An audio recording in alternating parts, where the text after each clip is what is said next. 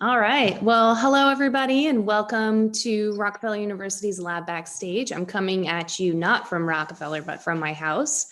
And I'm really excited to connect you all with one of our amazing scientists from Rockefeller, Rochelle. I am so by the way, I'm Jeannie Garbarino. I am the director of Rock EDU. And so I definitely encourage you to ask questions, send them my way if you have any questions about anything pertaining to student programs or getting into research, or how to think about doing research from your homes or something like that. These are questions that I love to answer.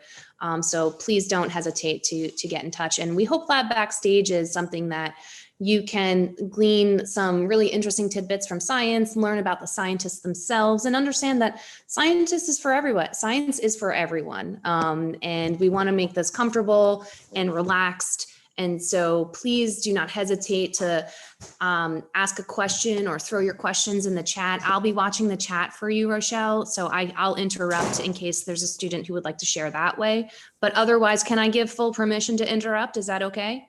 Oh yeah, totally. Awesome. Okay. So with that, I'm going to hand it over to Rochelle, who is going to take you through some really cool behind the scenes science. So take it away. Cool. Awesome. Well, sorry, just that. Hi, everybody. Like Jeannie said, I'm Rochelle, and I just wanted to first start off before we really delve into the science of like a quick introduction into who I am as a person, not a scientist. So I am a graduate student here at Rockefeller. I'm actually just in my second year, so I'm just starting out. I am originally from Las Vegas. And so kind of more of like a desert city girl. And before anybody asks, I did not gamble my entire childhood, which I guess is like the first question everybody always asks me, even when I was 12. But I did go to casinos a lot because that's just where everything is in Las Vegas. Like if you wanted to go to the movies or if you want to go to like the bowling alley or even like laser tag or stuff. So I kind of grew up um, in and around casinos, and I didn't realize that was a really weird thing until after I left Las Vegas to go to college. So I don't know if that explains any of my mannerisms, but you can take that with a grain of salt. After high school, I went to Portland, Oregon for my undergrad for college. And there, that's actually where I first began to discover that I really love science and research. So it took me, a little while later.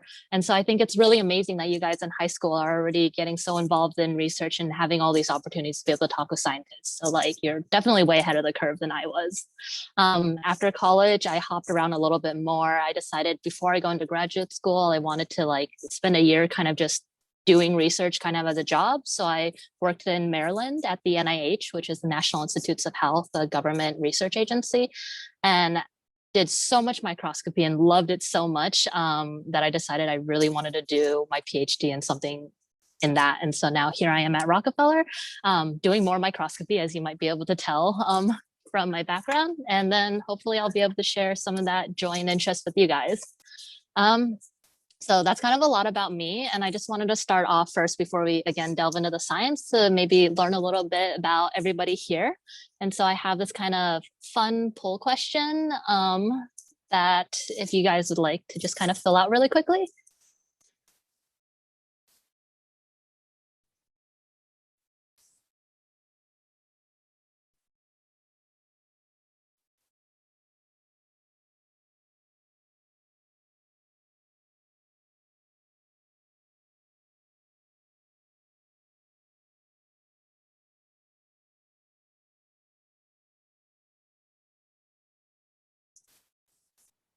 Okay, maybe just like 5-ish more seconds. You don't have to think too hard about this.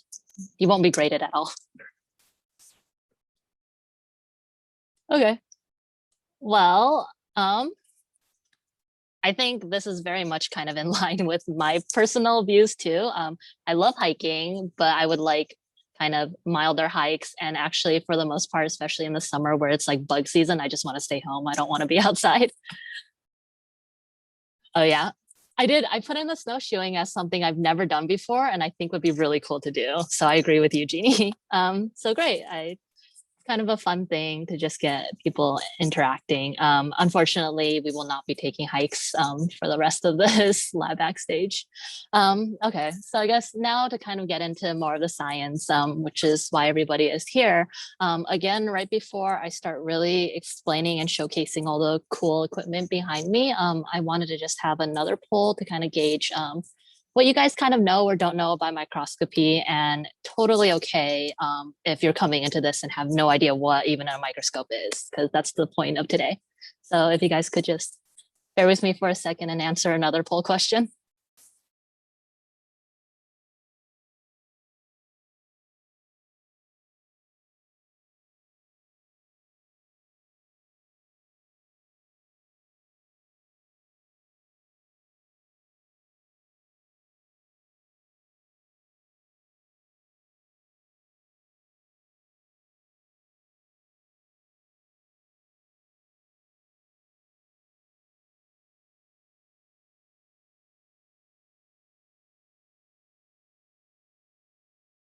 Okay, so I think that was a good amount, and actually really impressive. Again, I came in high school, I had no idea what any of these were, so it's already amazing that some of you have had some exposure. And to the ones that haven't heard any about these at all, well, I'm going to introduce a lot of them to you today, so you're just in luck.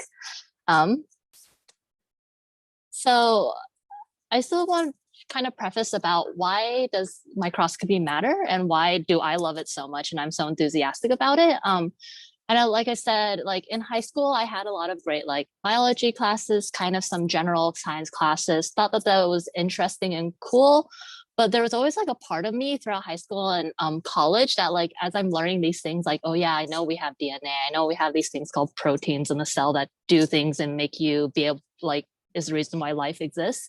Um, there's a part of me that didn't really believe it. I was like, well, you can't see it. You don't really know for sure, right? What if you like were able to get that small look at it and there were just a bunch of these little like elves kind of like making sure the cell functions however they are. And so I was just always a part of me that was like, science is real, but like, how do you know? How do you know any of this? And it really took me until like college when I started kind of having my first experiences of microscopy that I was like, wow, you can actually see this. This is true. And everything that people discovered, even without being able to visualize it, is actually there. And so it was just one of those like seeing is believing. And since then, I'm like absolutely in love with just the idea of being able to see things that are just so, so fundamentally small and yet so fundamentally important. And so I wanted to start off today, sorry, I'm going to be switching back and forth from my laptop to my phone, by kind of giving you guys a broad overview of how basic microscopes kind of work. And so here we have this really dusty old microscope that no one's really used in the lab. And this is kind of the kind of basic light microscope that you would initially see if you kind of took like a beginning biology course in college, like in a lab.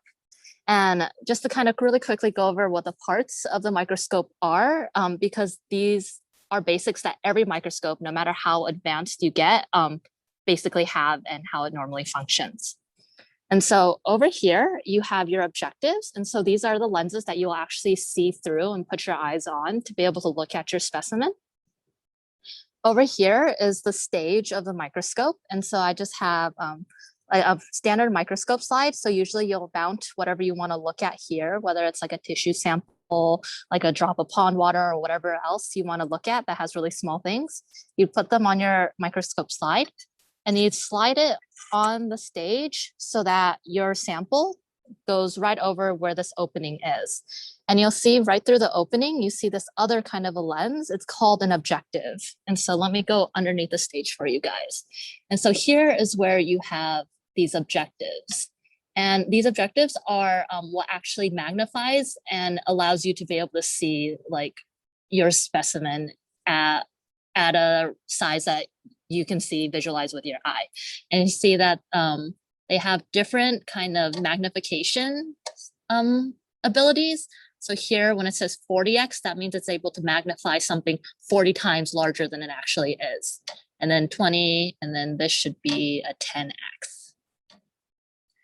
And so it's through these objectives that you're actually able to see a bigger image of your sample. But then what else you need with a microscope is that you actually need to have a light source. And that's what everything up top here is. So this is a really, really strong lamp that then shines a whole bunch of light onto your sample. And then that then allows enough light to pass through into the objectives. And then you're able to view it through these objective lenses. And so that's just kind of the standard setup of what a typical light or bright field microscope is the term I'll probably be using is, and it will probably be the first microscope that you guys would have experience with if you want to go into microscopy. Oh, and then this box here is just a camera so you can take pictures. And so that was kind of the first microscope I ever used back in college. And now I'm going to switch over to my laptop again. Oh, cool. Jake says that you guys have one in your classroom. So great. You guys already knew that then. Oh, and sorry, I think I forgot to say, but totally anybody feel free to stop me and like either interrupt me by unmuting yourself or in the chat if you have any questions at all, or if I'm unclear or if I'm going too fast. And so we started off with that's like the basic bright field, and that was the first microscope I ever kind of used. And now after that introduction, I wanted to kind of give again another both a quick poll section and also segue into the kind of presentation I have set up for you guys. Sorry, I'm not sharing the proper screen here. And so we have that bright field microscope. And like I said, we can magnify really small things, but I wanted to take a moment to really make sure everybody understands kind of the scale of the things that we're looking at.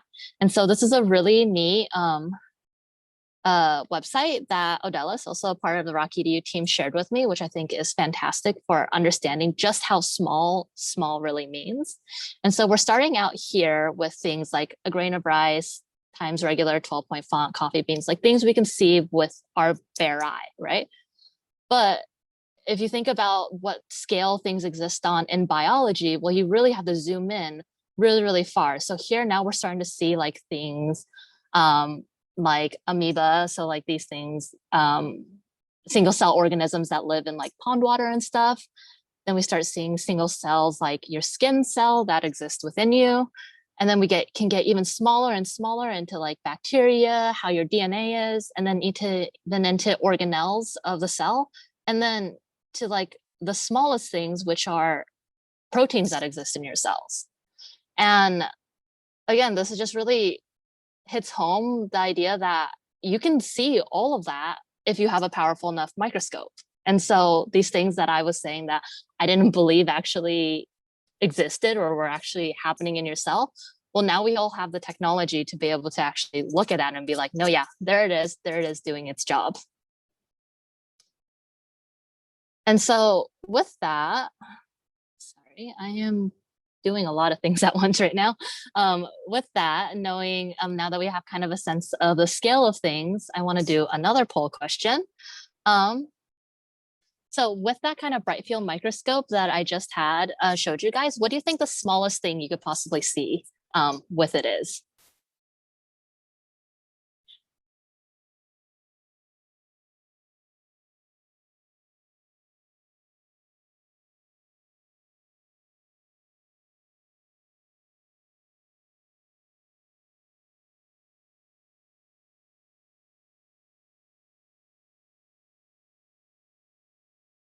When I do these polls, I kind of feel like I'm on Jeopardy.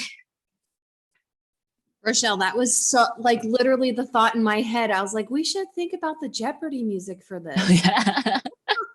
Very in tune.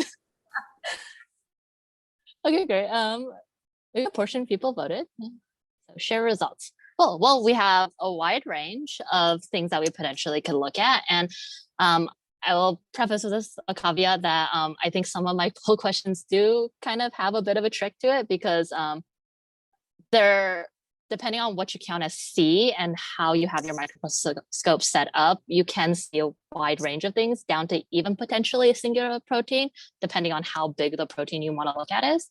But we typically use that microscope that I just showed you guys. We usually use it just to look kind of at cells. And with the right stain, maybe you can start seeing a cell's organelle, such as like the nucleus, which is one of the bigger ones. And so now I'll get into more of the presentation I have set up before I do kind of more practical demonstrations. And so again, just reminding you guys that here's what we can see with the naked eye. Here is using that bright field microscope I just showed you, what the kind of scale that we can start to see things at using that microscope. So really just kind of cells, maybe some smaller cells, and maybe like a nucleus or so. And then here is just an example of like the kind of images that you really do get from using bright field microscopy. And so you can already begin to see options that you can see individual cells. And this is actually really important for a lot of biology because you can already get a lot of information just by looking at what do cells even look like. Like just from this straight off, I can already kind of tell like, oh, these are actually oligodendrocytes. And you kind of know that because of their branching off pattern. And I know that they're really healthy oligodendrocytes because they're branching really well and they're not rounded up and kind of sad. And so you already get a lot of information about the cell's biology this way. But you can still, you can see individual cells, but you can't really see much detail to it. And so actually what a lot of people do when they do bright field microscopy is they actually have the addition of stains. And so depending on what kind of stains you use, you can start to get a whole bunch more detail and start understanding more about how a cell is actually organized. And so here is just an example picture of a section of plant tissue that they've stained in green, I think the cell walls of the plant tissue. So each of these should be one of the cells, and then in green, kind of the cell wall. And then in red, they stained for the nucleus, so you can see where that is. And you can even begin to see these other little structures, these little subcompartments of the cell. And so even though bright field microscopy doesn't let you see super, super small down to like the atom size, you can still get a lot of information on things that you wouldn't be able to tell are happening just with your naked eye. But still, the question is, we can now kind of get a handle of like cells themselves, but what if we were more interested in more details? Like all these cells kind of look the same to me, so I can't really tell what is what and what's happening. And is there a way using microscopy we're going to be able to differentiate like two different cell types, or like be able to even start visualizing finer detail within the cell? And I put that question out there, and the answer is yes, of course, there is a way to do that. And that is through using fluorescence microscopy, which some of you have said that you have heard of or are familiar with. And so for those of you who aren't familiar with fluorescence microscopy, I just wanted to kind of give a brief background on what does fluorescence mean and how does it work. And so you have your sample that you want to look at, and you have these proteins within your sample that potentially you want to study and want to know what they do. And I have here just kind of a diagram of like a basic unknown protein, and I have it in black to kind of signify, right, that like you can't really see it, you can't really tell, differentiate it between other proteins around in the cell. And so it's just kind of floating there mysteriously. And so if I do want to visualize it, what you can do is you add these things that will specifically find this protein and bind onto it. And then that thing will have something called a fluorophore. And fluorophore is kind of a fancy word, but really all you have to worry about or know about what a fluorophore is that is just something that will emit a certain color of light once you shine light onto it. And so you have this fluorophore that then finds your protein of interest, and you have it bound onto it. And then you go and you shine a light source on it, just kind of like how I said that the bright field microscope works with its lamp source. But in this case, your light is a laser, and you shine this laser onto the fluorophore. And then what the fluorophore will do is it will actually emit its own specific colored light. So in this case, green. And then you can be able to visualize and detect that light. And then you're like, okay, every time I see a green signal, that means this protein is there. And what's really cool about fluorescence is that you can do this with a whole bunch of different proteins. And so all of these are 4 different proteins that you want to be able to visualize in your cell. And you can go through and you can tag each one with its own different color. So like this protein I'll tag with red, this one I'll tag with yellow, this one I'll tag with blue. And then you can look at the sample in total and you can be like, okay, I see like all the green spots are clumped up here. So I know that's where all this protein is. And then I have some red and blue that seem to be interacting with each other. So I know these 2 proteins interact with each other. And you just get so much information then just, in one tissue section, and you can be able to tell so much detail in. And so I talked about it a lot in the abstract. And now I wanted to show you guys like a real fluorescent image that I actually collected when I was at the NIH. And so what you see here is actually a section of a human liver sample that I then stained with all of these different colors, and then was looking at it to get an understanding of kind of like the anatomy of a human liver. And so this has a lot of things going on. So here's just a more cleaned up version of that image. And what you see here is in pink actually are I'm staining for the vessels within the liver. And this is kind of where these vessels kind of allow fluid to like move in and out of the liver, and it helps the liver be able to do its detoxing function that we all know the liver is important for. And then here in yellow, what you're seeing stained is actually blood vessels in the liver. And then in green, the green also is staining blood vessels, but it also is kind of staining neurons. So you can even start to see where all the nerves in your liver are. And so just right away, just from this one picture, you get so much information of like, oh, this is how all the vessels in pink look like within a liver. And here's how the blood vessels kind of position themselves in your liver section, and etc. And so this is just kind of a static image with a whole bunch of different colors that you can look at and get a lot of kind of positioning information about in whatever sample you're interested in. But what's also really cool about fluorescence is that you can totally use it in like a living animal. And so, oh, sorry. I think I accidentally took that out. Let me find.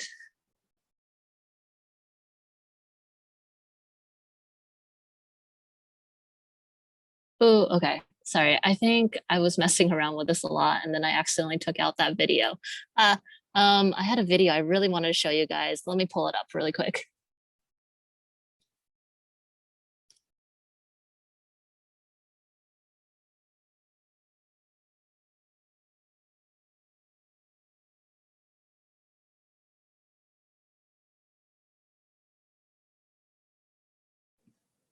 Okay, found it. Sorry again. No worries.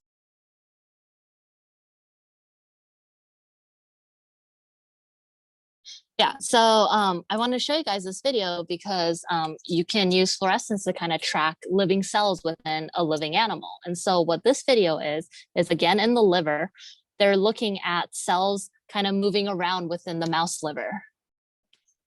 And so in green are immune cells of the mouse liver. And this is somebody that worked in the same lab as me at the NIH. And what she was doing was she was kind of tracking to see how do these cells move around in the liver and where are they going and where are they stopping. And so then here is where you can start seeing her kind of trace the kind of path that each of these cells are doing and moving along. And so there's a lot of things you can do with microscopy, with fluorescence microscopy, and there's so much information you can get from using it. So then giving you guys the intro to fluorescence, I just have the last poll question to kind of gauge you guys, ask you guys and have you guys think about fluorescence microscopy is I told you can start looking at a whole bunch of different things using fluorescence, but what do you think is kind of the limit? Like how many different things can you look at once with a fluorescence microscope?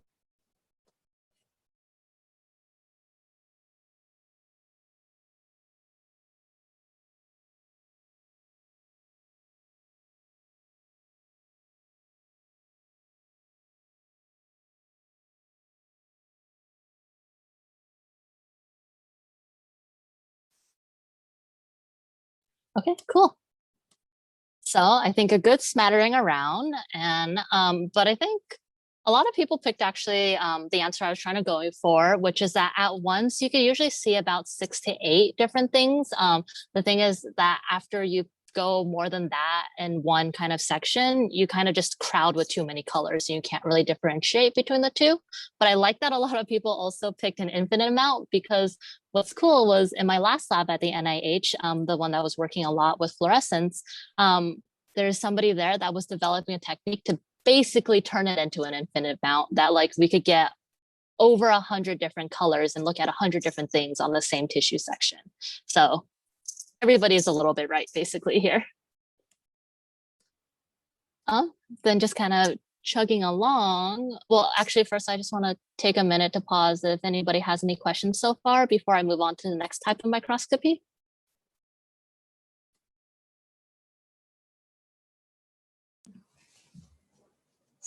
Rochelle, I'd like to jump in with a question while Mhm. maybe these are thinking about questions. Are these tissue samples that you're looking at, I mean, this is not something that's alive, right? Yeah, no. So the image I'm on right now, this was, the person is still alive. So this was a biopsy of a patient. And so we took a piece of their liver while they went under for surgery, and then we were looking at their liver, but the tissue itself is not alive. But can you ever do fluorescent microscopy? And maybe this would be an interesting question that others might have on something that is alive, like living, breathing, like metabolizing, you know? Yeah. Yeah, sorry, I think maybe I wasn't clear enough, but the video I showed was actually in a living mouse. Yes, Yeah. thank you for catch that. So that's really Yeah. cool. Are there other questions out there? Feel free to raise your hand or pop it in the chat. You can continue thinking about it. Maybe just feel free to interrupt, or like I said, chat or raise your hand, and we'll stop Rochelle to get your question asked.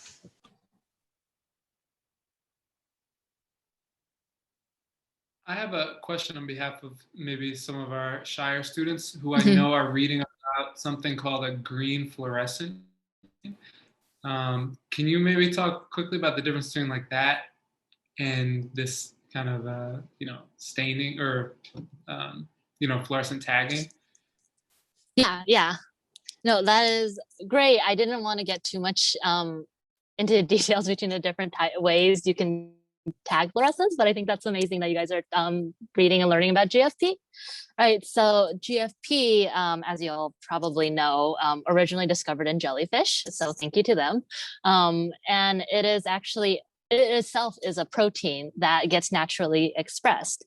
And what's really cool about GFP is that scientists have figured out a way to be able to take that GFP, which is fluorescent by itself, and make it so that you kind of smush it in with one of these proteins potentially that you're interested in, and get it so that when this protein gets made in the cell, it also has a GFP attached to it. And then you're able to kind of look at it under the microscope. And so that's one way of tagging with fluorescence. What I have shown right now is actually using things called antibodies. And so these aren't this kind of fluorophore antibody picture I made. That's not that's something you as a scientist will add into your sample, and then that will find its protein that it's will bind to and recognize, and then that's how you look at the fluorescence. And so that's kind of the difference. One kind of can get expressed with it, the other one is something you add in, but they both kind of give you the same information. Okay, great. I mean, I think that's a great question and also a great topic to learn about. So that's fluorescence microscopy. But then I wanted to introduce one final version of microscopy, which is actually what's behind me here. And that's single molecule microscopy. And so here's just, again, another snapshot of that website I showed you guys in the beginning of different sizes. And here I want to say that the microscopy, we were originally talking about microscopy that can look at things kind of at the single cell level. And then now we're going to go even smaller and go into single proteins and start to be able to look at single proteins and see what they do. And so single molecule force microscopy, this might get a little convoluted, so totally stop me if I'm unclear or if it's kind of hard to follow along. But I wanted to introduce kind of the idea of a pulling force. And so we've all hopefully have played tug of war or have heard of tug of war, right? Where you have two things in between two people and you're each holding onto a side and you're pulling. And you think about what you're actually doing to that rope is you're putting energy into it, right? To kind of pull it apart. And if you have originally this like a really, really tiny rope that's really like a string basically, and both of you are pulling really hard, you probably can pull and snap that string apart really easily. But now if you consider if you have a rope, kind of more of what I have shown in my picture here, that's like a really hefty rope and that's really strong. You can pull a lot, but it's going to take a lot more energy, potentially a lot more people actually, to even be able to break that apart. And why am I talking about pulling ropes and like energy and force right now when we were talking about microscopy? Is because you can actually use a microscope to kind of measure how much energy you have to put in to pull something to be able to pull it apart. And that actually is really, really helpful for understanding how proteins work. And so basically, if you kind of think about this like pulling tug of war image, and then kind of move it over onto this diagram I show here, is that one of the really cool things about lasers and light is that it can actually interact with physical objects. And so if you have a strong enough laser, you can actually trap a bead, a plastic bead in it, and be able to move that plastic bead around just using the power of light. And so think about your lasers and that bead you've trapped as like the hands on this rope that are pulling. And then now that you have these beads that you've trapped with light, you can then kind of attach a molecule. In this case, I have DNA put on there in between it. And so that's kind of the rope in my diagram. And then you can now move those trapped beads in the light and like kind of stretch them apart and put a lot of energy and try to pull that DNA so that it breaks.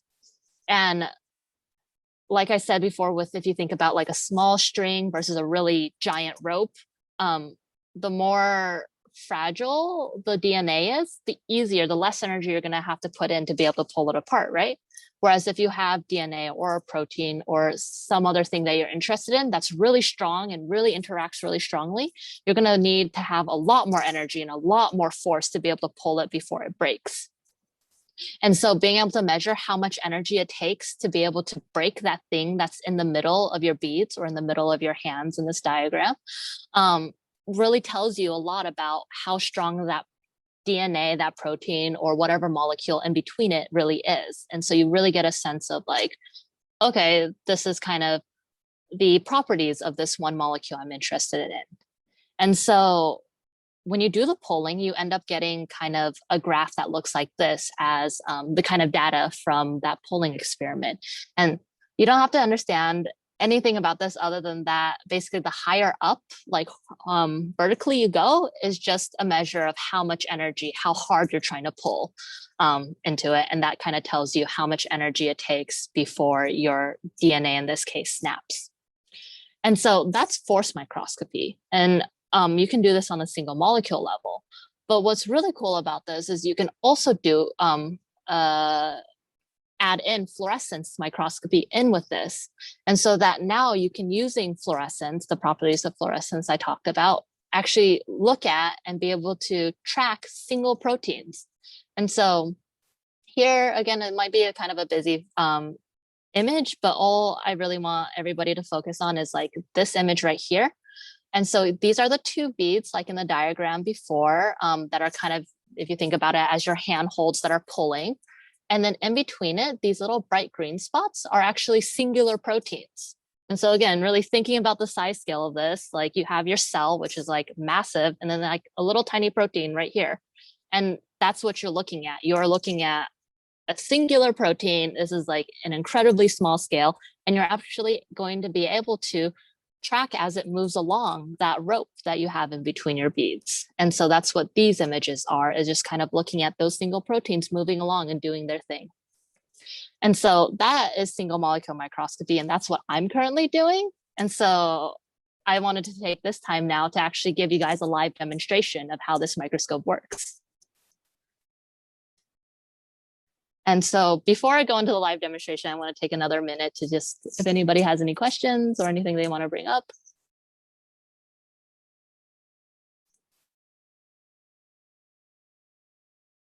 No, that's okay. Okay, we can get to the fun stuff now of how this microscope actually works. So now I'll switch to my phone.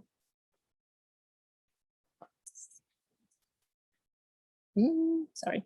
Okay, so first, this is what the microscope, so we call it a C-trap. And so this is what the C-trap looks like. And this is the instrument we use to be able to look at singular molecules.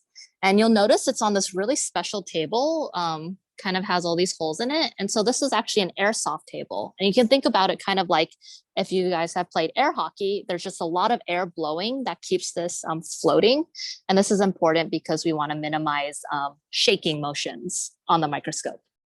And so this is kind of the little black box of magic for our scope, but I'll open it up for you guys.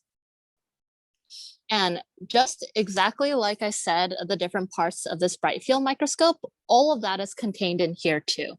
And so if you look really closely here, you'll see where the objective is, where that middle part there.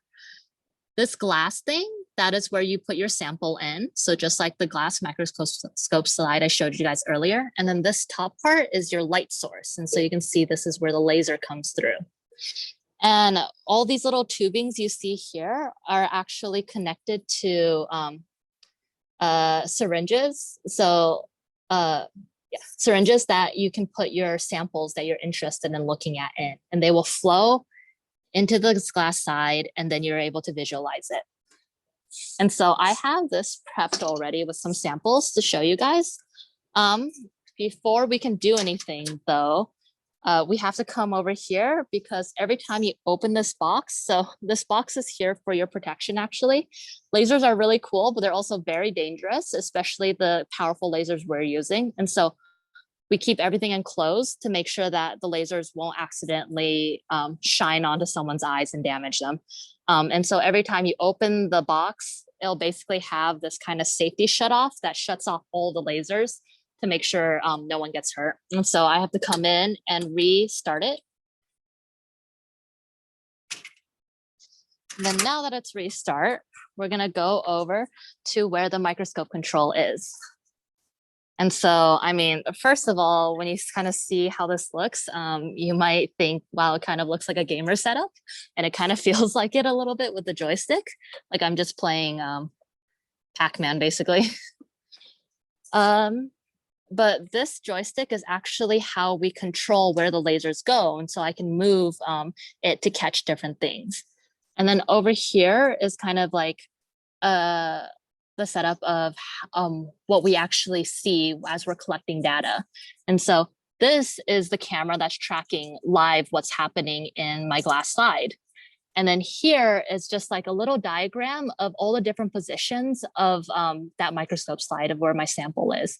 And in red is actually where I currently am. So I can move with my joystick different positions. So now I'm going down to the middle, and then now I'm going all the way down to the bottom. And so now I'm gonna turn on my laser to be able to catch my beads. And then I will open, and then hopefully you'll start seeing some beads flow through. It might take a little bit, a minute. Here, I'll zoom out. Oh, this might be a little bit slow. Okay, yeah. So now do you guys see all the things that are shooting by? So those are actually beads, my plastic beads that I'm trying to grab. And then I just basically wait here until some of those manage to find their way to where my laser is and then get caught. Hopefully this will not take super long, but as we're waiting, again, if anybody has any questions or comments they'd like to throw out there. Rochelle, what do you use this for? Oh, yeah, sorry, I forgot to talk about my actual project. So I am actually studying, oh, so you can start seeing beads getting caught right now. And so I study things, questions involving chromatin. And so what chromatin is are actually DNA and protein complexes, because your DNA doesn't just exist as bare DNA in the cell. I'll switch. It also exists as DNA that is usually wrapped around different kinds of proteins. And there's actually a really complicated level of regulation of like a whole bunch of different proteins to make sure that your DNA, your genes and your DNA get expressed only at certain times versus other times, and they don't get expressed like when they shouldn't be. And so my project kind of is looking at how do some of these proteins really coordinate that regulation, and how do they coordinate kind of in like a very physical manner? So do they do it by literally making sure the DNA gets scrunched up and is like solid and can't get opened up physically? Or do they do it by like making chromatin, making kind of DNA complexes that are a little bit more easy to be opened up and be able to be accessed by things that then express genes? Cool. Thank you. So now we are finally catching some beads. So you see, this is one of the plastic beads that's actually getting caught by the laser. And I've just moved from my bead channel up to the DNA channel. And so that's where I have DNA, my rope, kind of waiting around. And literally all I do now, you see, is that I kind of just using my joystick, move back and forth to try to catch DNA. And I keep an eye out on this window. And what this window is showing me is just like that diagram I had originally showed you guys. This keeps track of how much energy is being put into my bead and rope system. And so as I'm moving, you can see that I'm starting to go up. That means I'm trying to pull harder and harder. So that means that I got something caught in between my two beads. And since I got something caught, that means I can move up to kind of a channel that has nothing in it. I can close all of my, we call them valves. They're basically these tubes. So they all have openings that open and close to allow your sample to flow through or not. And so I close them so that there's not, basically there's no, like the fluid isn't moving like basically like wind that will kind of blow something away. And so they're closed. I'm in the buffer channel. And then now I can pull and see and kind of look at, okay, how much energy do I have to put in before I see something break? And so right now you can see I'm putting in a lot of energy. I'm pulling a lot. And then that dip down that just happened, that was something breaking. And so then I can take that point and be like, okay, it broke here at this much energy that I put into the system. And so then that tells me kind of how strong that DNA is. So yeah, that's kind of just the general gist of kind of what I do down here in the basement. So with that, I'll stop this video and come back to the laptop. And that's kind of what I have to show to you guys. I think kind of almost stopped there right around this proper time, but totally. If anybody has any questions or anything. We see a lot of that was super cool and amazing. Oh, cool. Yeah, that was really awesome. I kept seeing the chat blink and I'm like, oh, I hope it's good. And I hope it's not like, oh, this is terrible. Oh, yeah. Does anybody have any questions? We'd love to hear from you. Please, no question is too big or too small to ask. You're welcome to ask even the questions that you feel might be silly or whatever. Go for it. So I think I see one, right? What do you enjoy most while working in the lab? Oh, big loaded question. I think I will be honest, using the C-trap sometimes is the most frustrating part of my day because a lot of times it doesn't work as nicely as what just happened. And so I will actually say that it's not even doing the experiments that's the best part of being in a lab. It's actually being able to be with people and really have this really great exchange of ideas in science and be able to learn from people and then also teach other people. And so I think that's what I enjoy the most is just being able to be in an environment where everybody is super passionate about the same thing I am. And we all just like love learning about biology and being able to talk and like kind of hang out with people here. Oh, the name of the machine is, here, how about I'll just write it. So this machine in particular is called C-trap, but in general, you can also, if you want to learn more, you can look up optical tweezers. So those are actually what that's the principle of using light to trap things, to grab things, basically.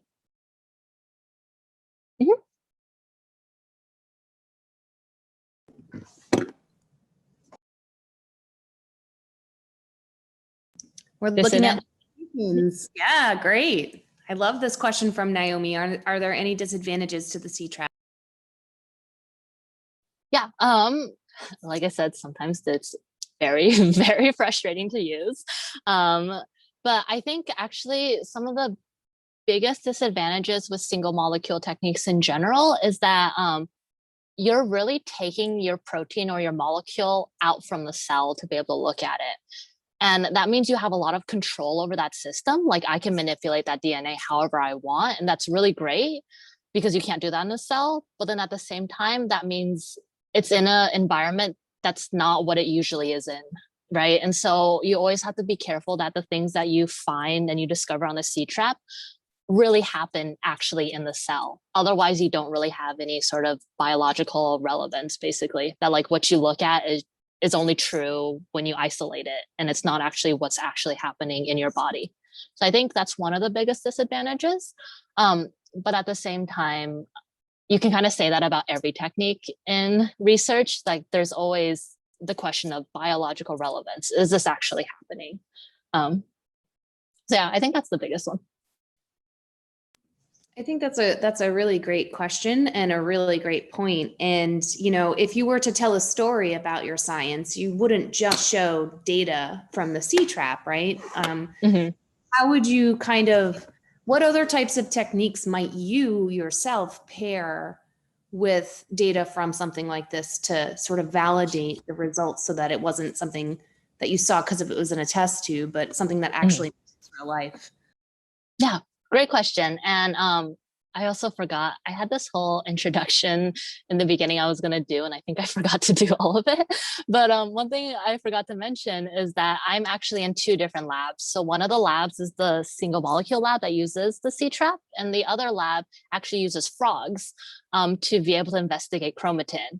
And the reason why I decided to join the 2 is exactly the problem that Naomi and Jeannie brought up, is that I wanted to make sure I have experience in a system that is able to then make sure that everything I find at the single molecule level actually happens in an organism. And so what I'm trying to do is pair using frog eggs, which are also a very easily manipulatable system, to be able to kind of verify everything I see on the C-trap in a frog egg and be like, okay, well, at least it's happening in this kind of biologically relevant system.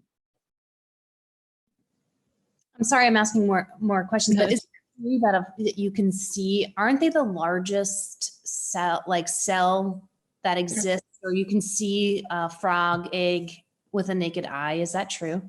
Yes. I like to think of them, they're not as big as a tapioca ball, but I call them little like bobas. Basically they're like this big, but you can totally see them. And every time I look at them, I'm always like, oh, I really want like bubble tea. Well, everybody, anytime you drink bubble tea, please think frog oocytes. Yeah. Well, the funny thing is, so I'm Taiwanese, like all my family is from Taiwan, and in Taiwan there's a dessert called frog eggs because they're like that size and they're chewy. So Daniel wants to know if you've ever dissected frog eggs or frogs before. Have you dissected frogs?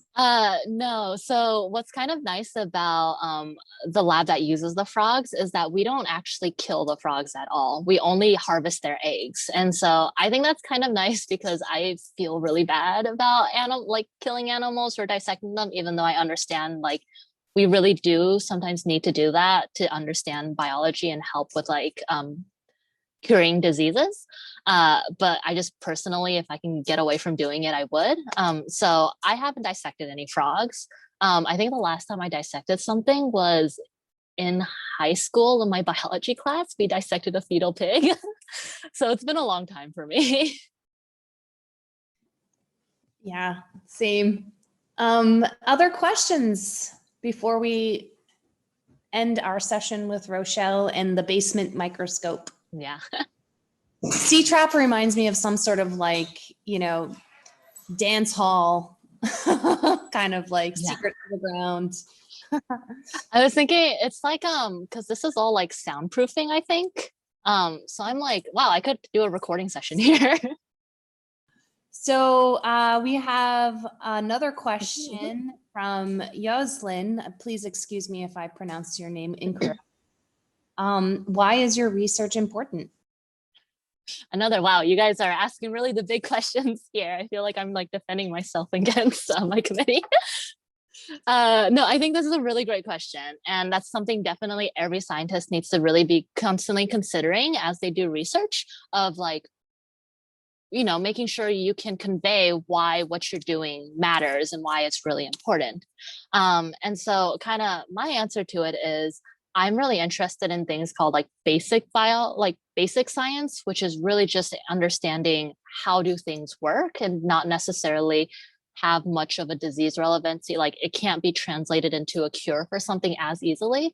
But I think that's still really, really important because to be able to cure or fix something, you really have to understand how it works, right? First of all. And even though DNA and chromatin biology is like a really, really well studied field and a pretty old field, there's still just an amazing amount we really don't understand about like how is your nucleus organized, how do different proteins bind on and make sure they regulate gene expression and et cetera. And those all translate directly into diseases. And so they're the proteins I'm kind of studying and looking at, if you're deficient or if you have mutated versions of them, there are like diseases related to that. And then more just generally, if you have chromatin dysregulation, so if something goes wrong in regulating your chromatin, that definitely immediately leads to cancer. And so there is a direct link to that too. And so my kind of, I guess, broad overall answer to that is I think this is really important because understanding how your chromatin functions then makes it possible to understand why when it goes wrong it leads to diseases. And I think thank you so much. And then we have another question from Naomi about the user friendliness of the C-Trap. So I think just in general, it's not that bad. I think I have definitely worked with microscopes a lot more harder to initially get onto. And part of that is because this is already a commercial setup. And so the company has already took the hard part and made it as user-friendly as possible. And so literally, basically the only things you kind of sorry, I'm connected to 3 different things, are just your joystick, which I mean, I think a lot of us, especially the younger generation, knows how joysticks kind of work and can use it. And then you just kind of, there's only just like a couple of buttons you can do. Sorry, I think me showing you this makes it seem more overwhelming than it is. But literally all I ever do is I just move from these 3 things. So I'm on my buffer right now. And then I go like, okay, I'm going to DNA. I'm going to beads. And then I just move around a lot. And then that's kind of like all you really do with the microscope. So it's actually really, really easy to learn and pick up. Do you think that setting up your experiment is sort of like learning how to think about and set up your experiment is more difficult than actually using the equipment? Yeah, I think definitely the hardest part of research is always experimental design, because you want to make sure you have enough controls built in so that, okay, if I see something interesting, is it actually interesting, or is it because of something I accidentally did to manipulate the environment? Or vice versa. If I don't see anything, does that mean it didn't work? Or did it mean that maybe I just forgot to add something in? So I need to make sure I have a control for that. And I think I still am not good at making sure I have proper design. And that's part of what a PhD is, to really train you to be able to think like that and design very well. Yeah, beautiful answer. And we have another question from Swapna. Has there been any accidents or dangerous situations that have occurred before because of the C-Trap? Jovial says lasers. Yeah, so I think the biggest concern here with this equipment is the laser, but there haven't been any accidents in my lab because, like I said, again, this is a company is building this, and so they've already made sure that they've like had all the safety regulations in there and they've tested it. And basically, I think I wanted to stress the potential danger of lasers, but then at the same time don't want to overstress it, because like there's a lot of safety built into microscope setups now, and to really make sure that like you won't get hurt through it, but you should always still be a little cautious. The other thing that is potentially dangerous about the C-trap is actually cleaning sometimes, because we use like bleach or some like other harsher chemicals. And if you're not wearing gloves, right, and you don't have your proper protection, or you're like kind of a little careless with it, you could spill it on yourself, and that's not great either. But overall, this is a very safe machine to work with. And there's a comment about having an ignition switch to Yeah. turn, which is really fun. Yeah, just as soon as you open it, it just immediately shuts off. So sometimes it's a little irritating. I'm like, I know this is for safety, but I'm like, please, I have to keep turning this on and off. Yeah, yeah. And, I'll add that, being in a university setting, especially one like Rockefeller, we take safety extremely seriously. We have lots of lab safety inspections, and, we all have to get certified in lab safety before even participating in labs. Yeah. So there's a lot going on. Safety is number one, but I think it's also, lasers are also very, very cool and very fun. So yeah, cool. I'm not sure how much more time you guys have to be with us, but maybe if there's another question, we'll happily take it, or, we can also wrap it up if it's nearing the end of the session. Mr. Schofield, if you want to let us know what. Yeah, I think we might have to wrap it up now. Usually we try to finish by 5 o'clock. Great. Oh. But Okay. Thank you so much, Rochelle. This was awesome. And Jean. Yeah. Really, really appreciate it. So cool. Cool. I'm glad. Go ahead, Rochelle. Oh, sorry, I just wanted to take a minute. I actually wanted to ask you if you would like a copy of my PowerPoint, because there's some links in there to like other things that'd be really cool for people to dig in to look at images. And so I would gonna send that. And then I could also put in like my personal email if anybody later in the future wants to know more about microscopes, or even just research, grad school life, etc. Totally feel free to reach out to me. That would be so generous. Yeah, thank you so much. I love the presentation. I love that sliding scale too. That demonstrates the points. That was, I think, from the University of Utah, and definitely Odalis was the one that was like, "Oh, you should totally talk about this," which is really cool. Really well done. Well, thank you, everybody. We're so glad that you can be with us at RockEDU for the Lab Backstage program. Please feel free to check out some of the other programs that we have. We're always hosting this and that, a smattering of things for the science enthusiasts like yourself. And if you are interested in doing research with us at any point, please do check out both our Lab Backstage, our Lab Jumpstart program and our Summer Science Research program. We're already sort of in process with those programs for this summer, but if there's interest for you for following summers, we should be back in person. So that should be great too. And yes, just keep in touch. We have newsletters, follow us on Insta. We don't have a TikTok, mostly because nobody knows how to use TikTok on my team. Sorry, everybody, but please do follow us on Instagram at RockEDU_. Thank you again, Rochelle. Thank you to you all for being generous with your time and your questions. And we hope to see you soon. Yeah, thank you, everybody. Hope everybody had a good time. Okay, take care. Thank you. Everyone. All right. Have a great one. Thank you all so much.